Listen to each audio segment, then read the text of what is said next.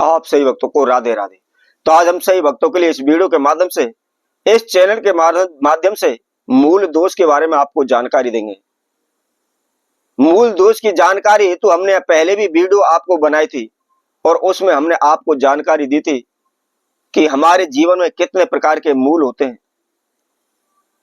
और कौन कौन से मूल होते हैं। यदि कोई भी बच्चा मूलों में पैदा हुआ होता है तो वह उसके लक्षण क्या होते हैं। तो आज हम इस वीडियो के माध्यम से आपको बताएंगे, यदि हमारा बच्चा मूल नक्षत्र में पैदा हुआ है तो वह बच्चा कितने मूलों में है, इसकी जानकारी हम किस प्रकार प्राप्त करते हैं। वैसे तो आज के समय में आपने देखा होगा, जब कभी भी हमारे घर परिवार में किसी बच्चे का जन्म होता है तो हम अपने नजदीकी ब्राह्मण ज्योतिषी के शास्त्री के पास जाते हैं और उसको उसकी डेट ऑफ बर्थ देकर के उसकी कुंडली निकलवाते हैं, उसका नामकरण करवाते हैं। उससे पूछते भी हैं कि पंडित जी, हमारा बच्चा मूलों में तो नहीं है, मंगली तो नहीं है, काल सर्प दोष तो नहीं है। तो मूलों में हमारा बच्चा होने के कारण ब्राह्मण बता देते हैं कि आपका बच्चा मूलों में है। आप मूल शांति करवाइए, मूलों का पाठ करवाइए। परंतु हम ना तो ये जानकारी ले पाते हैं और ना ही ब्राह्मण हमको बताते कि हमारा बच्चा कितने मूलों में है। हो सकता है हमारे बच्चे के ऊपर केवल 10 ही मूल हो सकता है हमारे बच्चे के ऊपर 27 मूल हो सकता है हमारे बच्चे के ऊपर 15 मूल हो। तो इसकी आपको विशेष जानकारी किस प्रकार प्राप्त करनी है, आपको किसी भी ब्राह्मण से पूछने की आवश्यकता नहीं है, किसी भी शास्त्री से पूछने की आवश्यकता नहीं है। आप घर बैठे मूलों की जानकारी प्राप्त कर सकते हैं। तो कैसे प्राप्त करनी है, इसके लिए सर्वप्रथम आप हमारी इस वीडियो को संपूर्ण सुने, आखिर तक आप हमारे साथ जुड़े रहें और इसके साथ साथ हमारे चैनल को सब्सक्राइब कर लें, ताकि हम समय समय पर जो भी कुंडली से संबंधित जानकारी आपको देते हैं वह सर्वप्रथम आप तक पहुंच सके और आपको किसी के पास भागने की जरूरत ना पड़े। आप घर बैठे ही अपनी कुंडली का विचार कर सकें। जब कभी भी हमारा बच्चा मूलों में पैदा होता है तब मूल शांति करवाते हैं, परंतु ब्राह्मण क्या है 27 मूल बताते हैं। कुछ ब्राह्मणों को यही नहीं पता होता कि कितने मूलों में हमारा यह बच्चा पैदा हो रहा है। हो सकता है 10 मूलों में हो रहा हो, परंतु हम 27 मूलों के पूजा करें या जाप करें, उसका कोई लाभ नहीं होता, कोई बेनिफिट नहीं होता, केवल खर्चा ही लगाना होता है। तो जैसा कि सर्वप्रथम आपको जानकारी प्राप्त करनी है डेट ऑफ बर्थ और उसके समय की, उसके द्वारा आपने उसका नक्षत्र निकालना है और राशि निकालनी है।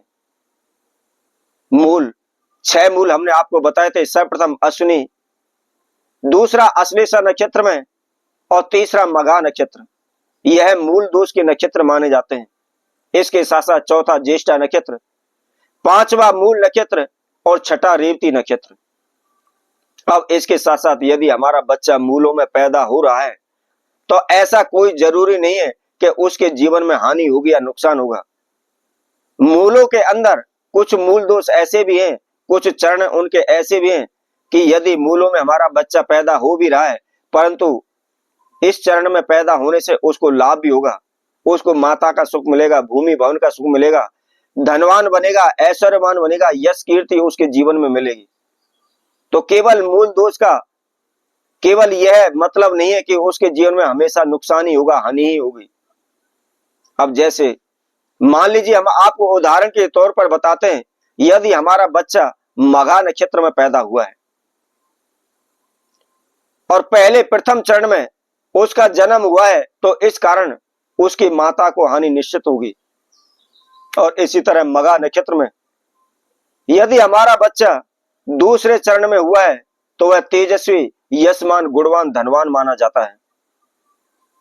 और इसके साथ साथ तीसरे चरण में पैदा होने पर उसका दिमाग से तेज होता है, सुख समृद्धि होती है, परंतु स्वास्थ्य की हानि उसके जीवन में निश्चित होती है। इसी तरह यदि हमारा बच्चा मघा नक्षत्र के चौथे चरण में हुआ है तो वह विद्वान पाएगा, तेज पाएगा, वह हमेशा धन संचय करता रहेगा, धनवान रहेगा, कभी भी उसके जीवन में धन की कमी नहीं आएगी। इसके कारण भी होते हैं, यदि मघा नक्षत्र के अंदर प्रथम चरण में बच्चे का जन्म होता है तो उसके प्रथम चरण के मंगल स्वामी माने जाते हैं।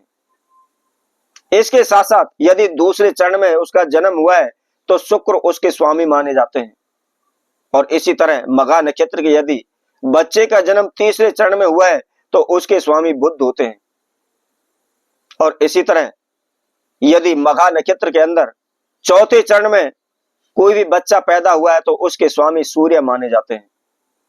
और इनसे संबंधित अपने स्वामियों की वह पूजा करते हैं तो निश्चित ही उसकी यश कीर्ति बढ़ती है, वह दिन प्रतिदिन उन्नति करता है। अब इसके साथ साथ यदि मान लीजिए मघा नक्षत्र के प्रथम चरण में हमारे बच्चे का जन्म हुआ है तो उसके ऊपर कुल केवल 3 मूल होते हैं।